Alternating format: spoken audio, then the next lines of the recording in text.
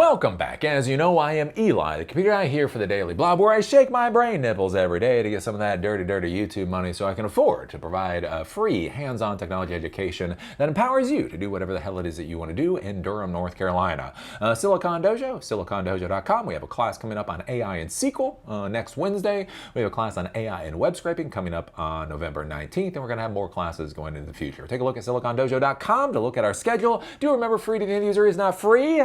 That's why I shake my brain nipples. If you want to throw some money into the donor box link down below, that would be ever so appreciated. And so today I'm going to tell you something surprising. I'm going to tell you something shocking. I'm going to tell you something like, oh my God, Eli, say it's not so. But here's the deal. Poor people can't afford to buy shit. Oh, I know, it's true.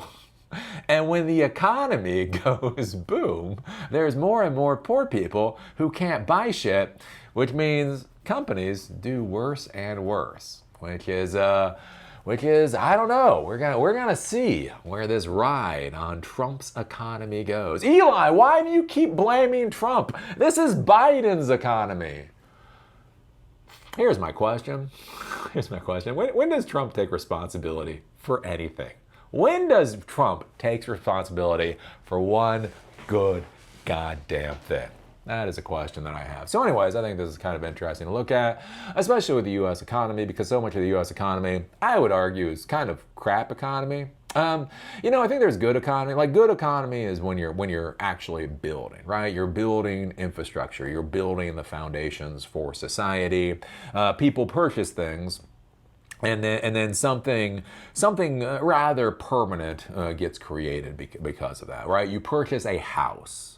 Even if you go bankrupt, even if your bank goes bankrupt, the whole 9 yards, there is still a house for society, right? So somebody can come in, they can buy a house on pennies on the dollar. Even if you buy something like a car and you go bankrupt, right? That car gets repossessed. That can still go and be used by society for another 10 or 20 years, right? That's a real hard good that really has value. The issue that I see with so much of our economy, though, is that it just kind of comes and goes. It's completely ephemeral. Again, like the Hollywood economy, the food economy, fast food nowadays, how much fast food people eat, that type of thing. Like, people are buying these things, but it doesn't really create any real kind of value. And it's one of the things that I get really concerned about. But anyways, so apparently, one of the issues that's currently going on right now is Chipotle, as part of this crap economy, their stock has cratered as the company says young people without jobs can't afford their food anymore. Oh my God, really? That's a shock. But you think about it, like, how much economic impact does a single Chipotle have, right? If a Chipotle has, let's say, 20 employees, plus they're renting a space, plus they have truck drivers, plus all of that other kind of stuff is going on. What happens when places like Chipotle start to fail? It is interesting, like in 2025. Is you go through so many towns nowadays, and places where, storefronts have basically been boarded up, or storefronts have been empty for many years. Over the past 10 or 20 years, those places have been revitalized. Again, here in Asheville, North Carolina, when my wife and I started coming to Asheville, North Carolina about 20 years ago, a lot of downtown was still vacant. But there's been this revitalization push. But a lot of that revitalization is, again, breweries, I would say low quality businesses, breweries, restaurants, tourist type things that people really don't need. They shouldn't be going into debt or over these things, right? And so the issue is as the economy starts seizing up, what happens to those types of businesses?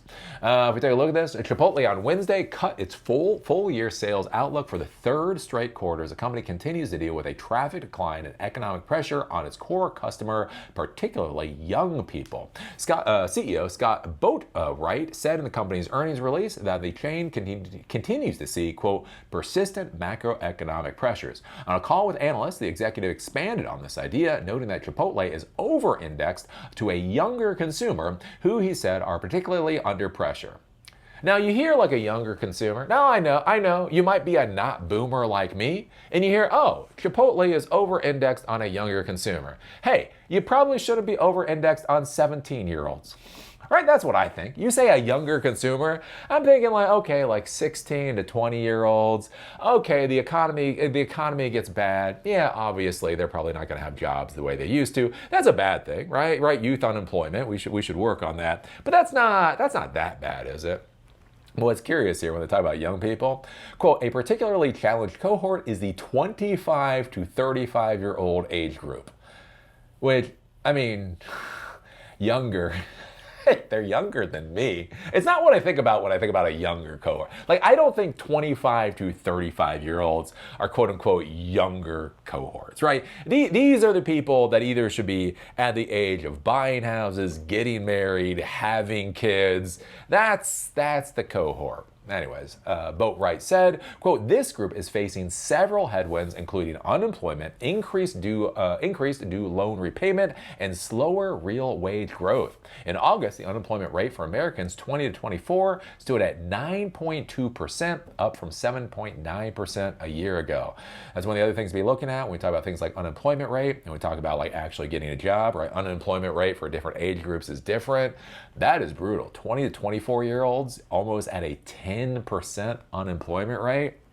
Boatwright said the pullback in all income cohorts, as seen earlier this year, has now widened, quote, with low and middle income guests further reducing frequency. Households that make $100,000 a year or less make up about 40% of its total sales. He later added that Chipotle expects the first quarter to be, quote, the toughest for middle and low income consumers, meaning the company is expecting to endure several more months of pressure on sales attributed to younger, poorer customers who aren't eating there as often. Chipotle stock fell as much as 19% on Thursday following the results, ending the day at its lowest level in over 2 years. So yeah, people who don't have jobs or are not making very much money can't buy shit. Can't buy shit. Wow, that's the kind of economic lesson you get here at Eli the Computer Guy. I do find this interesting. Again, we talk about macro forces. Like when I started my consulting company, again, I put up pull type signs and wound up having a consulting company. One of the things I'll say is that time period, right, between 2002 to 2008, when Bear Stearns fell, people were just flush with money. They just had so much money. People were refinancing their houses, right? So they would buy their house. A year later, their house was worth $200,000 more. So they would refinance, they would grab all that additional cash, and then they would start spending, right? So that's where I talk about, charging, $100 to slide in a RAM stick or whatever, $150 for computer tune-ups and the whole 9 yards. And the thing was, in that time period, people felt that they were flush with cash, and so they were more than happy to hand over the money, right? Which that was one of the things that made my business successful, right? When I was a consultant, the two things that made my business successful. Look, I optimized for luck. So I had my MCSE, I had a background understanding entrepreneurship and that type of thing, right? That was optimizing for the opportunity that presented itself. The real opportunity that presented itself was Windows XP Service Pack 1 era, right? When spyware hit the internet and nobody was prepared. And two, that everybody felt like they were flush with money, right? So everybody got their computers onto the internet. They immediately got hammered with spyware. Microsoft at the time, Windows XP Service Pack 2, tried to solve the problem. So they didn't have a solution, which meant they brought their computers to computer repair shops. And they were more than happy to hand over $200 in order to get the computer fixed. And that was what I call a virtuous cycle. Or as one of my employees called it, printing motherfucking money is what it was called, right? But that was the thing. That was a macro cycle. There was a problem, right? There was a problem, adware, spyware, viruses, XP Service Pack 1, and people felt like they had the money to spend. I was in the right position. I got a lot of that money, right? What's interesting to see, again, as the economy explodes, is that people just stop being willing to spend money. I talk about this with my business, why I shut my business down, right? I had one of my customers. So one of my customers had a warehouse. They had 30 employees in a warehouse, all dealing with Wi-Fi equipment, right? Their access point failed, right? They had an access point for the warehouse, shit failed. Again, this was 2009 time frame, right? Whatever.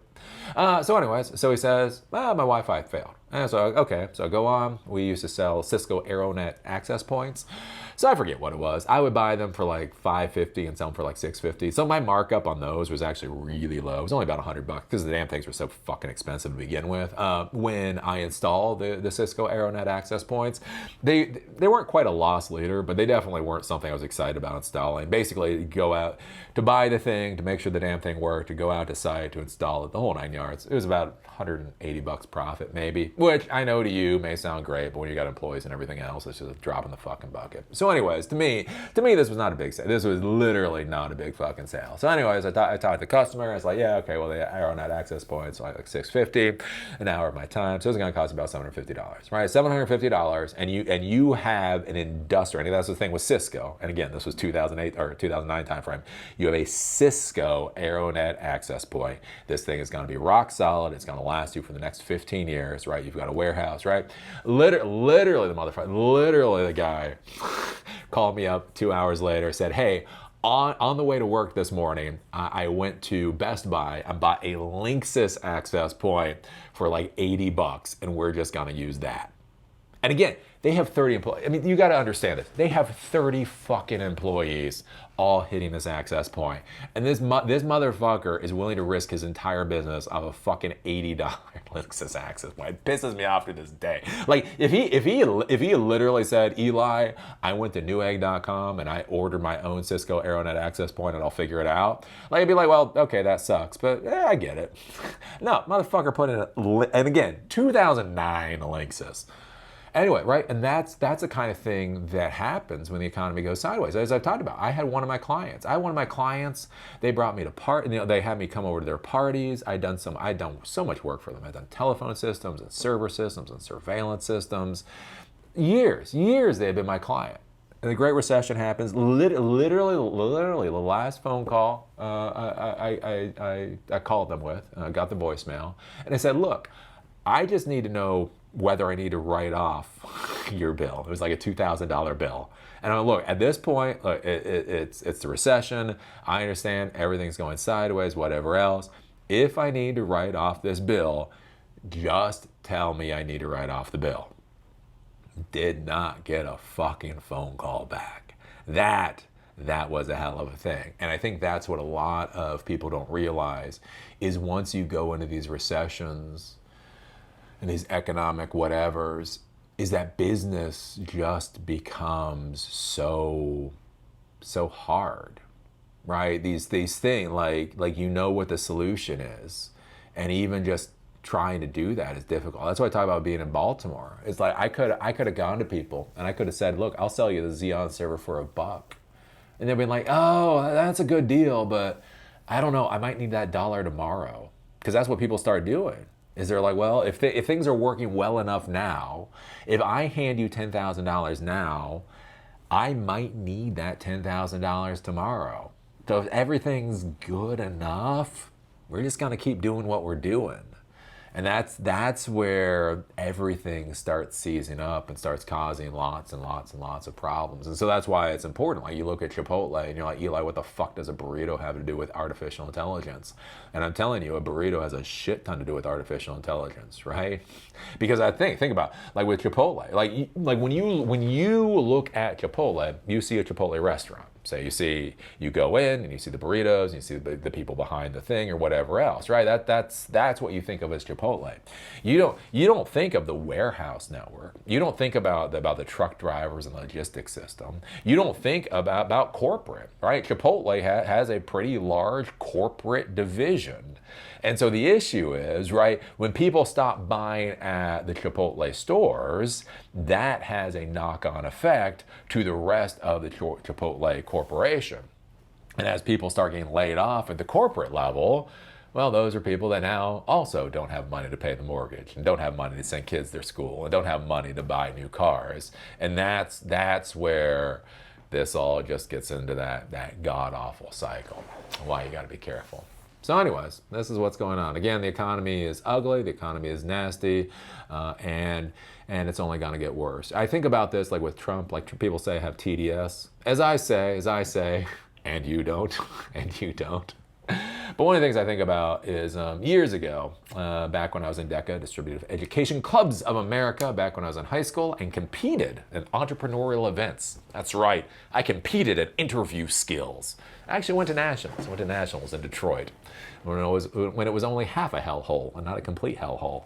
Anyways, I remember talking. There was a politician. I talked about this before. There's a congressperson there. And me, I always go up and ask the questions I want to ask. And so I was sitting there talking to this congressperson who come to speak with us or whatever.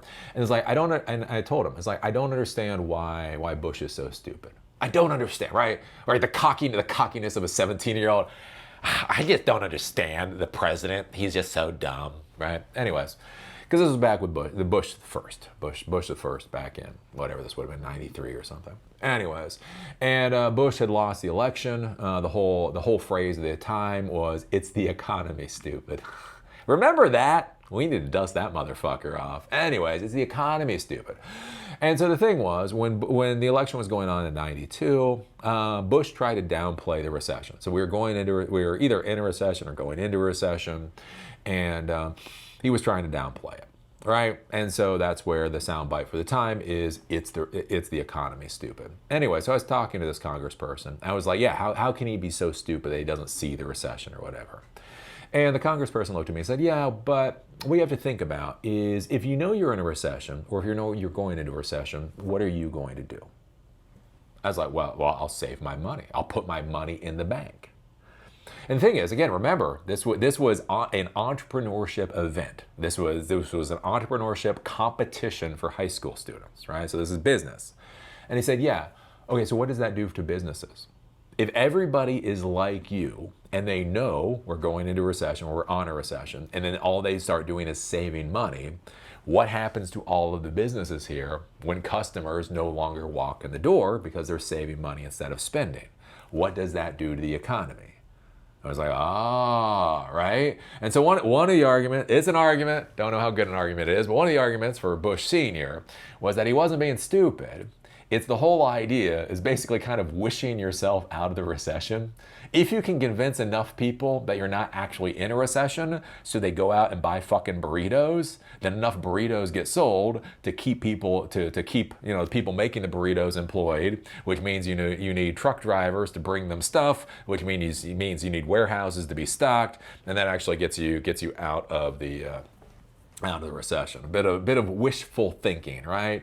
And it's one of those things. It's a curious thing with the politicians to be thinking about. Like sometimes you literally have to lie to bring about the reality that everybody wants. Which again, right? There's different people to do different things.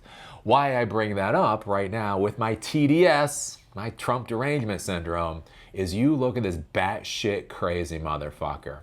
Is there anybody in the United States that can honestly say they feel comfortable with this fucker dealing with the economy, right? One minute, tariffs are here, the next minute they're here, the next minute they're here, right? With Canada, they got a 10% bump on tariffs. Why did they get a 10% bump on tariffs? Because motherfucker was mad they put out a television ad.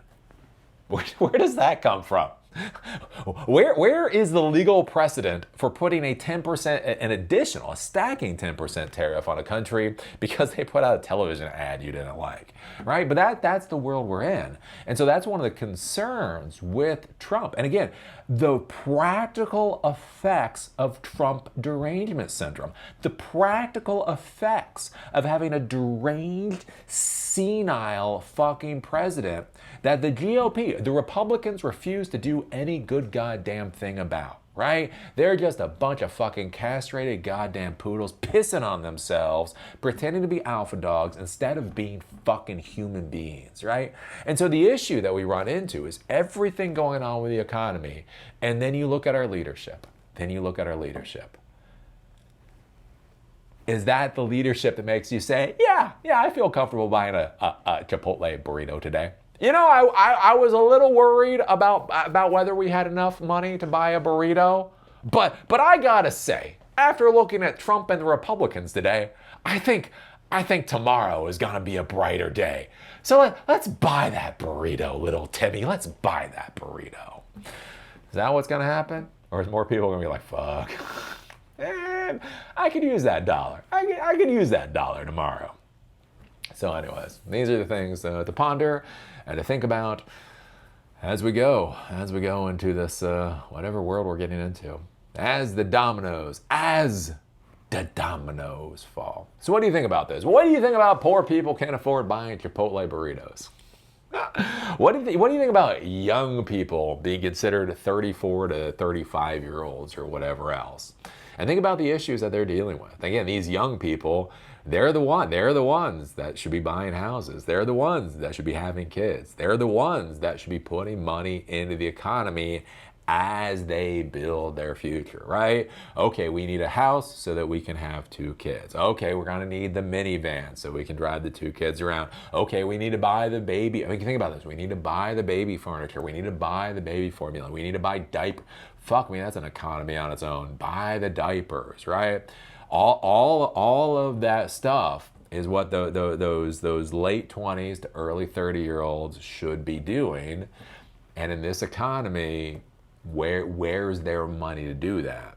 And if they don't have money to put in the system, where's the money for your paycheck? So anyways. Oh, it's a dumpster fire that has no end, my friend. Keep someone says. It's a dumpster fire that has no end. It goes on and on, my friend. Someone started pouring gasoline on it, not knowing what it was. And they kept pouring gasoline on it because it is the dumpster fire that has no end. Anyways. So what do you think about all this stuff? Put your thoughts down below. If you like these videos, give us a thumbs up. If you hate these videos, give us a thumbs down. What is it? Call me amazing, call me a moron, just be a real Lutnick. Put down there in the comment section. Uyghur. I feel like I've always just got to add a Uyghur. I'm just going to start adding Uyghur to my videos every once in a while, just so I can get some of those Chinese views. I get pissed off. I can't believe he was talking about Uyghurs again. Anyways, that's its own particular joke. Anyways, what is it? Silicon Dojo, silicondojo.com. Free to end user education. We're having a class on AI and SQL next week. AI and web scraping on November 19th. If you're interested, go to silicondojo.com. There's a donor box link down below if you want to throw a couple of dollars in before you're too poor. Give us money before you become too poor to give us money. Anyways, that's down below. And with that, see y'all later.